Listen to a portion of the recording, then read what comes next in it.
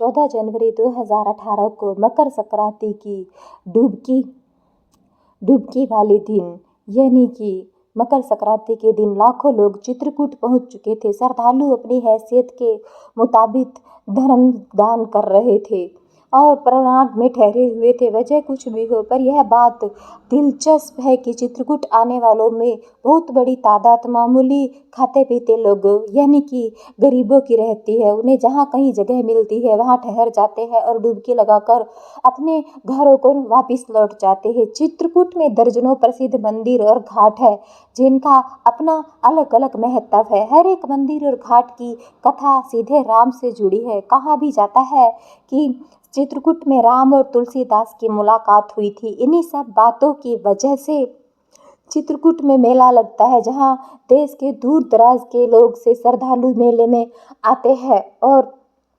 कमादगिरी पर्वत की परिक्रमा भी शुरू करते हैं। लगभग 7 किलोमीटर की यह पद यात्रा करीब 4 घंटे में पूरी हो जाती है। 14 जनवरी को भी श्रद्धालु श्री कामतगिरी की परिक्रमा कर रहे थे, तभी कुछ ने यूं ही जिज्ञासावश पहाड़ी के नीचे झांका तो उनकी आंखें फटी की फटी रह गई। इसकी वजह थी कि पहाड़ी के नीचे की तरफ लगे बिजली के खंभे पर एक लड़की की लाश लटकी थी। शोर मचाना उन्होंने शुरू कर दिया। परिक्रमा करने वाले लोग वहां रुककर लाश देखने लगे।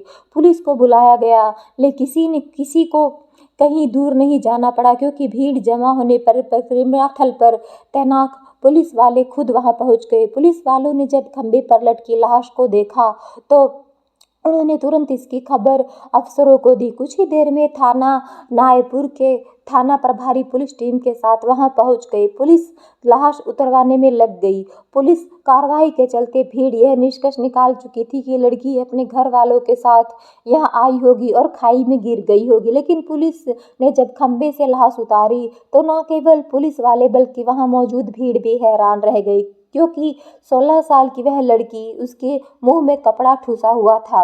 कपड़ा ठूसा होने पर मामला सीधे सीधे हत्या का लग रहा था। पुलिस यह मानने लगी थी कि कहीं ना कहीं लाश की हत्या करके यहाँ उसे लड़की की हत्या करके यहाँ फेंका गया है। अभी तक आसपास के किसी थाने से किसी लड़की की गुमशुदगी की खबर नहीं आई थी। चित्रकूट में लड़की की लाश मिलने की खबर आग की तरह फैली तो लोग तरह तरह की बातें बनाने लगे। पुलिस ने लाश को पोस्टमार्टम के लिए भेज दिया। अगले ही दिन पोस्टमार्टम रिपोर्ट आ गई, जिसमें बताया गया कि लड़की की हत्या गला घोंटकर की गई थी। पोस्टमार्टम रिपोर्ट के आधार पर पुलिस ने अज्ञात के खिलाफ हत्या का मामला दर्ज कर लिया। धारा 302 और 201 के तहत मामला दर्ज कर लिया, जांच शुरू कर दी। चित्रकूट में बाहरी लोगों की भरमार थी, इसी वजह से लाश की शिनाख्त नहीं हो पाई। फिर भी पुलिस कोशिश कर रही थी, शायद कोई सुराग मिल जाए। अब तक जांच से यह स्पष्ट हो गया था कि मृतका चित्रकूट की ना होकर कहीं बाहर की रही होगी। इस तरह से ब्लाइंड मर्डर पुलिस के लिए न केवल चुनौती बल्कि सिरदर्द बन गया था। इस मामले में यही हो सकता था कि हथियारों तक पहुंचने के लिए लाश की शिनाख्त जरूरी थी। पुलिस वालों ने सबसे पहले सीसीटीवी फुटेज देखने का फैसला लिया। यह भी आसान काम नहीं था, क्योंकि मकर संक्रांति के वक्त चित्रकूट में सैकड़ों कैमरे लगे हुए थे। यह जरूरी नहीं था कि सभी फुटेज देखने के बाद ही इतनी भीड़ में वह लड़की दिख जाए, पर सीसीटीवी फुटेज देखने के अलावा पुलिस के पास और कोई रास्ता भी नहीं था। चित्रकूट की इस हत्या की चर्चा तेज होने लगी तो न सिर्फ एसीपी राजेश ने मामला अपने हाथ में लिया, उन्होंने जांच में जुटी पुलिस के साथ बैठक की और कुछ दिशा निर्देश भी दिए। पुलिस टीम के लिए यह काम पूरे भूरे ढेर से हुई सुई ढूंढने के समान था। पुलिस टीम सीसीटीवी कैमरे की फुटेज देखने में जुट गई। पुलिस की मेहनत रंग लाई। 12 जनवरी 2018 को एक फुटेज में एक युवक और युवती के साथ वह लड़की दिखी तो पुलिस वालों की आंखें चमक उठी। उत्साहित होकर पुलिस ने फुटेज खंगाली तो इस बात की पुष्टि हो गई कि जिस लड़की की लाश पुलिस ने बरामद की थी वह वही की थी। जो फुटेज युवक युवती के साथ थी वह फुटेज जानकी कुंड अस्पताल की थी, जहां युवक व युवती मरीजों वाली लाइन में खड़े थे। उस दिन स्नान के लिए वहां लाखों लोग पहुंचे थे, इसीलिए यह पता लगाना आसान नहीं था कि यह युवक युवती कहाँ के रहने वाले थे। इसलिए पुलिस ने यह फुटेज सोशल मीडिया पर वायरल कर दी, जिससे उन तक पहुंचा जा सके। फुटेज सोशल मीडिया पर डालने के बाद भी पुलिस ने उनके बारे में कोई जानकारी नहीं मिल सकी। हत्यारे का सुराग देने पर 10,000 का इनाम घोषित कर दिया गया। इसी दौरान पुलिस वालों ने जानकारी कुंड अस्पताल के रजिस्ट्री की जांच शुरू कर दी। अस्पताल में आई मरीजों का नाम पता लिखना शुरू कर दिया। हजारों की भीड़ में यह पता लगाना मुश्किल काम था जो चेहरे कैमरे में दिख रहे थे उनके नाम क्या थे।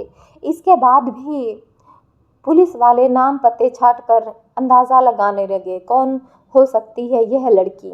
इस प्रक्रिया में 25 दिन निकल चुके थे और लाख कोशिश के बाद भी पुलिस के हाथ कामयाबी नहीं लग रही थी। चित्रकूट के लोगों की दिलचस्पी भी अब इस मामले में बढ़ने लगी थी। उन्हें सस्पेंस इस बात को लेकर थी कि देखते हैं पुलिस कैसे हत्यारों तक पहुंचती है और पहुंच भी पाती है या नहीं। अस्पताल के रजिस्टर्ड में दर्ज जिन नामों पर पुलिस ने शक किया और जांच की उनमें एक नाम उत्तर प्रदेश के फतेहपुर जिले के विजय और उसकी पत्नी आरती का भी था। एसीपी के निर्देश पर एक पुलिस टीम विजय के गांव पहुंची और पत्नी आरती और विजय से सीधे पूछताछ के बजाय पुलिस पहले उसके बारे में जानकारी हासिल करने लगी तो एक जानकारी यह मिली कि उनकी 16-17 साल की एक बेटी सिमरन भी थी जो लगभग 1 महीने से गायब है। पुलिस ने चित्रकूट से मिली लड़की की जो लाश बरामद की थी उसकी उम्र भी लगभग 16-17 साल थी। यह पता चलते ही पुलिस की जिज्ञासा बढ़ गई। इसके बाद पुलिस ने विजय के घर पहुंच गई और उस समय उसकी पत्नी आरती थी घर पर। पुलिस ने जब उन दोनों से उनकी बेटी सिमरन के बारे में पूछा तो वह बोले कि उनकी कोई बेटी नहीं थी, केवल एक बेटा ही है। उनकी बातों से लग रहा था कि वह लोग झूठ बोल रहे हैं क्योंकि उनके पड़ोसियों ने बता दिया था कि इनकी 16 साल की एक बेटी सिमरन थी जो पता नहीं कहाँ चली गई है। इसी शक के आधार पर पुलिस ने विजय और उसकी पत्नी को चित्रकूट ले आई। थाने में उन दोनों से जब पूछताछ की गई तो वह दोनों साफ मुकर गए कि उनकी कोई बेटी है। तब पुलिस ने उन्हें वह सीसीटीवी फुटेज दिखाई जिसमें उनकी 16 साल की बच्ची भी फुटेज में उन दोनों के साथ में दिखाई दे रही थी। उन दोनों की आंखों से आंसू बहने लगे, कुछ भी वह बताने के लिए तैयार नहीं थे। चंद मिनटों के बाद बेटी की हत्या का राज उन्होंने उगल दिया। पुलिस वाले यह जानकर आश्चर्यचकित रह गए कि आरती का असली नाम सबीना शेख है और वह मुसलमान है। सबीना की शादी 2006 में उत्तर प्रदेश के जिला फतेहपुर के ही निवासी जाहिद अली से हुई थी। जाहिद ने उसे 2 बच्चे हुए, पहली बेटी सिमरन और दूसरा बेटा साजिद जो 2 साल का था। सबीना साजिद के साथ रह जरूर रही थी लेकिन उसके साथ उसकी कभी पटती नहीं थी क्योंकि सबीना किसी और को चाहती थी। दरअसल सबीना और विजय एक दूसरे को बचपन से जानते थे लेकिन सबीना की शादी घर वालों ने उसकी मर्जी के खिलाफ जाकर की थी। इसीलिए सबीना साजिद के साथ रह जरूर रही थी लेकिन उससे वह दिल से नहीं चाहती थी। उसने तो अपने दिल में विजय को बसा रखा था। जब दिल नहीं मिले तो उनके बीच बात बात पर झगड़ा होने लगा। अपनी कलह भरी जिंदगी सुकून से गुजारने की गरज से सबीना ने शादी के 9 साल बाद विजय को टटोलना शुरू कर दिया। विजय उसे आज भी पहले की तरह चाहता है और उसके बच्चों सहित अपनाने को तैयार है। बस फिर क्या था, बगैर कुछ सोचे एक दिन वह पति को बिना बताए विजय के साथ भाग गई। यह सन 2015 की बात है। योजनाबद्ध तरीके से दोनों भागकर एजी गांव आकर रहने लगे। सबीना अपने बच्चों को भी साथ ले आई थी जिस पर विजय को कोई ऐतराज नहीं था। अपने पुराने और पहले प्यार के साथ रहकर सबीना खुश थी। उधर साजिद ने भी बीवी के गायब होने की कोई भागदौड़ नहीं की क्योंकि वह खुद सबीना से छुटकारा पाने चाहता था।